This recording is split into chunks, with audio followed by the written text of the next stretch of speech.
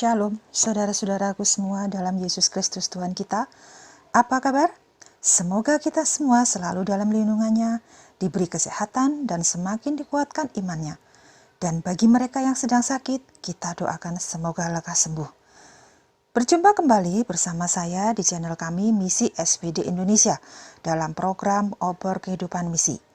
Dalam acara ini kita diajak untuk kembali mengenang atau mengingat kembali kisah-kisah kesaksian iman dalam kehidupan keluarga kita sebagai perwujudan atas karya-karya Tuhan Yesus sendiri yang hidup di tengah keluarga kita.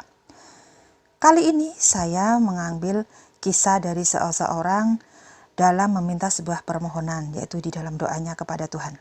Namun Tuhan tidak menjawabnya seperti yang dia inginkan, melainkan Tuhan menjawab doanya justru seperti yang Tuhan mau atas hidupnya. Seperti yang tertulis dalam firman Tuhan dalam kitab Yesaya 55 ayat 8 yang berbunyi, "Sebab rancanganku bukan rancanganmu, dan jalanmu bukan jalanku. Demikianlah firman Tuhan." Dilanjutkan dalam Yeremia 29 ayat 11, "Sebab aku ini mengetahui rancangan-rancangan apa yang ada padaku mengenai kamu. Demikianlah firman Tuhan, yaitu rancangan damai sejahtera dan bukan rancangan kecelakaan, untuk memberikan kepadamu hari depan yang penuh harapan." Saudara, Tuhan memang bersabda, "Mintalah kamu akan diberi, carilah maka kamu akan mendapat, dan ketoklah maka pintu akan dibukakan bagimu." Namun, bukan berarti apa yang kita minta pada Tuhan selalu sama seperti yang dikehendaki Tuhan. Maka, jangan kecewa hatimu jika seolah-olah doa kita tidak jawabnya. Karena Dia yang paling mengerti atas hidup kita dan Dia akan memberi jauh yang lebih baik dari apa yang kita inginkan. Oleh karena itu, jangan menjadi tawar hatimu. Judul naskah kali ini, "Aku Merasa Menjadi Ibu Yang Terberkati." Kiriman dari Ibu Imelda asal Surabaya. Bu Imelda adalah seorang wanita kuat. Di saat usianya sudah memasuki hampir kepala 6, semangat hidupnya sungguh luar biasa. Dia tetap bekerja dengan tekun untuk memberikan penyuluhan pada para petani hingga saat ini. Diceritakan kembali saat masa mudanya 45 tahun yang lalu, Bu Imelda tatkala sewaktu ia masih kecil sudah terbiasa dengan bekerja sambil sekolah. Membuka sebuah warung kelontong di pinggir jalan bersama almarhum ayahnya Pak Tono saat itu. Indah rencanamu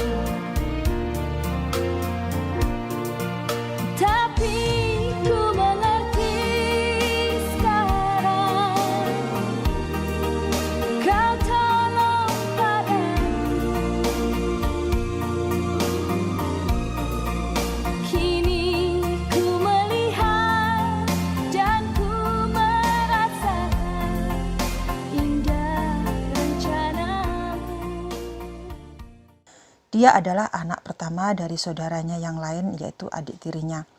Sementara duduk di bangku SMP, Bu Imelda selalu membantu ayahnya menjaga tokonya selepas pulang sekolah sampai larut malam. Sambil belajar dan mengerjakan tugas sekolah, Bu Imelda melayani pembeli tokonya. Karena ayah Bu Imelda seorang PNS biasa, sehingga untuk menambah penghasilan keluarga mereka harus mencari tambahan lain. Sedangkan ibu kandungnya, Bu Imelda, sudah lama meninggal sejak dia berusia 5 tahun. Dan ketika ayahnya menikah lagi, ibu tirinya sangat boros dengan keuangan. Gaji yang diserahkan suaminya sering sudah habis sebelum akhir bulan. Sebagai anak tertua, Dia prihatin dengan kondisi ayahnya. Itu sebabnya saat memasuki bangku kuliah, Bu Imelda sengaja bekerja sambil kuliah sebagai tenaga freelance di asuransi. Setelah ayahnya pensiun, kembali Pak Tono yang meneruskan usahanya di toko kelontong kecil itu. Namun ayah Bu Imelda seseorang yang sangat kasih meskipun dengan ekonomi yang tidak berlebih.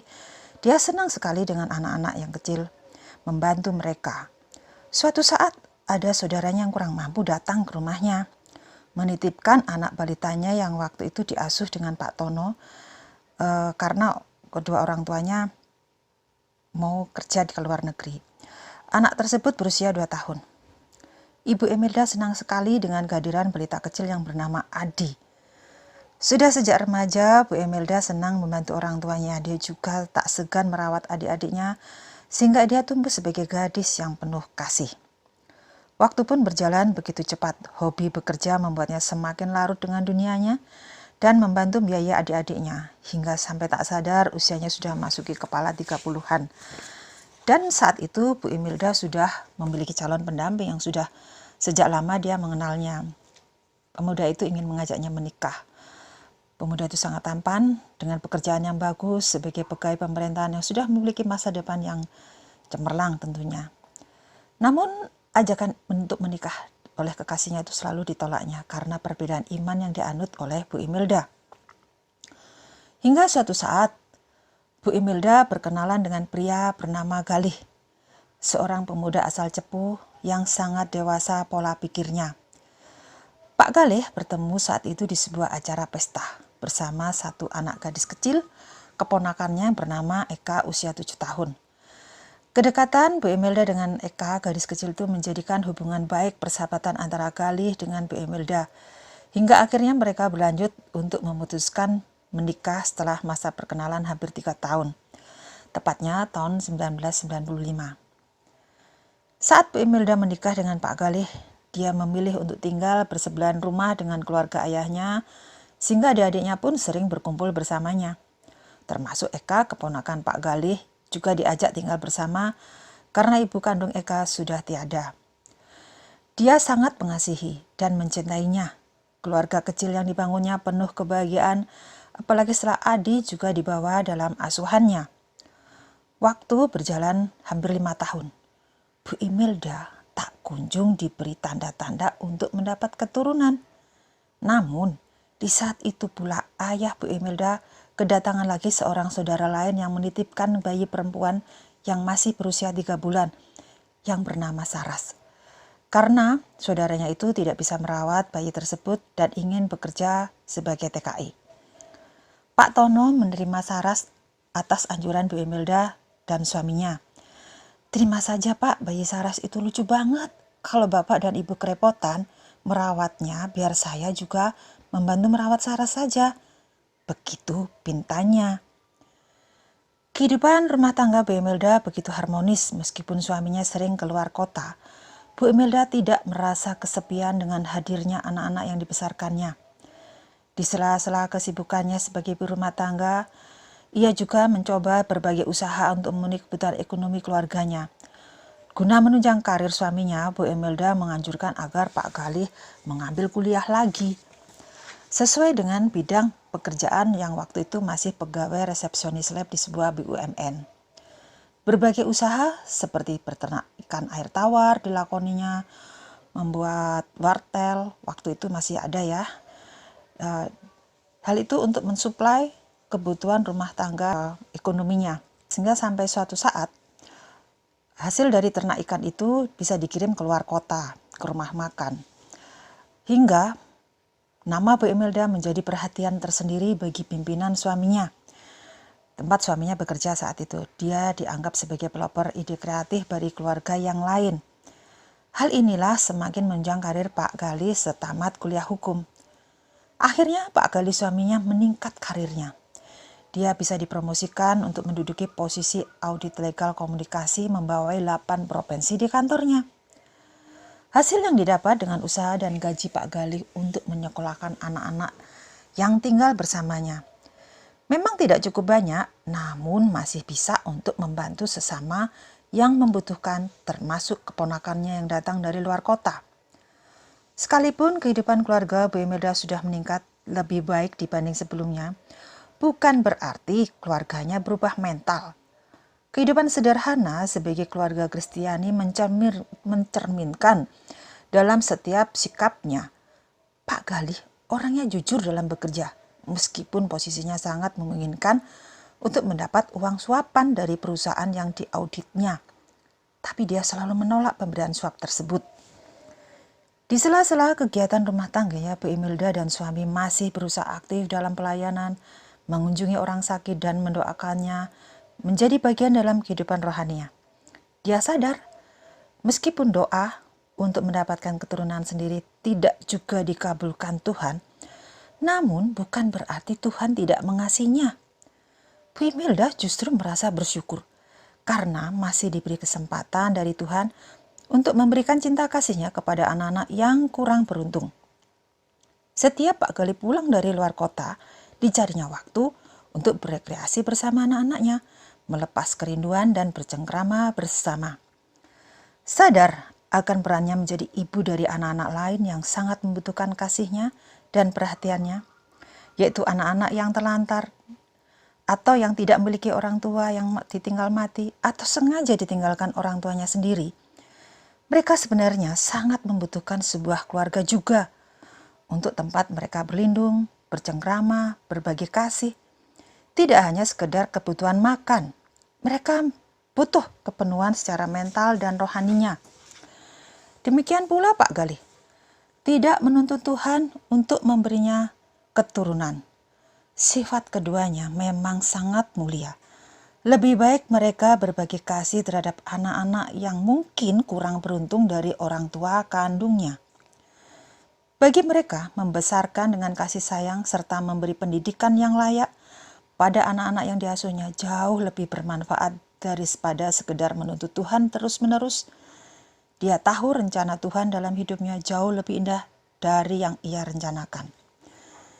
Akhirnya Pak Galih juga bisa membeli sebuah rumah yang asri meskipun kecil. Namun lebih layak untuk ditempati anak-anaknya karena sudah beranjak remaja. Walaupun Bu Imelda sering ditinggal Pak Galih keluar kota saat bertugas, teman-teman Adi, Eka, Saras sering berkunjung ke rumahnya. Bu Imelda sekaligus sering dijadikan tempat meminta nasihat dari teman-teman Adi, berbagai masalah yang sering dicarikan solusi oleh Bu Imelda. Ada yang lari dari orang tuanya karena percekcokan keluarga, ada yang bermasalah dengan sekolahnya, ada yang bermasalah dengan pekerjaannya, dan masih banyak lainnya. Sehingga rumah Bu Imelda sering dijadikan pos berkumpul untuk anak-anaknya yang membutuhkan uluran tangan Bu Imelda. Waktu pun berjalan, hingga akhirnya anak-anak mereka lulus sampai sarjana, bahkan ada yang sampai mengambil S2. Demikian pula Pak Galih selepas mereka lulus masih sempat dicarikan lapangan pekerjaan buat anak-anak asuhnya. Kesibukan keluar kota Pak Galih menjadikan dia menurun kesehatannya. Sejak tahun 2008 dari hasil check up kesehatan setiap tahun di kantornya, diketahui ternyata Pak Galih mengalami masalah di ginjalnya. Sebenarnya Pak Galih sudah merasakan lemah fisiknya, namun karena dia sangat takut dengan hal yang berbau medis, ditahanlah rasa sakit itu. Berbagai pengobatan pun dilakukannya. Bu Imelda terpaksa menghentikan semua kegiatan usahanya dan fokus mengurus suaminya saja, yang sering keluar rumah sakit untuk menjalani perawatan opname serta cuci darah 2 kali dalam seminggu. Masih bersyukur anak-anak yang diasuhnya sudah besar sehingga tidak banyak menyita perhatiannya. Hingga bulan Mei tahun 2011 akhirnya Pak Galih pun menyerah. Dalam kondisi kehilangan atas kepergian Pak Galih, Bu Imelda masih mendapat penghiburan dan semangat dari anak-anak yang diasuhnya sejak kecil. Sehingga Bu Imelda tidak merasa kesepian. Anak-anak masih setia menemaninya. Dia sangat berterima kasih pada Tuhan walaupun anak-anak itu tidak lahir dari rahimnya sendiri. Semenjak kepergian suaminya, penghasilan dari pensiun suaminya pun menurun drastis. Bu Imelda harus semakin hidup sederhana, beruntung anak-anak sudah selesai sekolah. Namun, dia juga harus memulai fokus pada kesehatan ayahnya yang sudah menua. Sehingga Bu Imelda harus bolak-balik mengurus orang tuanya, PP dari rumahnya sendiri ke rumah orang tua yang jaraknya pun juga lumayan jauh. Tidak berselang lama, Pak Tono pun ayah Bu Imelda meninggal dunia. Untuk mengusir waktu sepinya, Bu Imelda sekarang aktif bekerja sebagai penyuluh pertanian sesuai dengan bakat dan aktif dalam pelayanan. Demikian saudara, kisah kesaksian dari saudara kita Ibu Imelda yang bisa dijadikan pembelajaran buat kita semua. Bahwa seringkali rasa egois dalam diri kita mengalahkan rasa cinta kasih kita pada orang lain. Namun jika kita memahami ajaran dari Tuhan Yesus sendiri, yaitu kasih, yang jauh lebih besar nilainya dari sekedar beriman saja, maka seharusnya kita pun akan sadar banyak di luaran sana ada anak-anak yang terlantar, terabaikan, yang patah hati, yang hidupnya tidak beruntung, menderita, kemiskinan, bahkan ada juga orang tua yang kesepian hidupnya tanpa anak ataupun saudara yang memperdulikannya. Dan mereka ternyata membutuhkan cinta kita juga. Demikian saudara, episode kali ini kita akan berjumpa kembali pada episode berikutnya. Dan jika Anda merasa ingin berbagi pengalaman iman dengan saudara kita, kirimkan kisah kesaksian iman saudara pada email yang sudah tertera di bawah ini atau pada WA kami agar nama Tuhan semakin dipermuliakan. Shalom.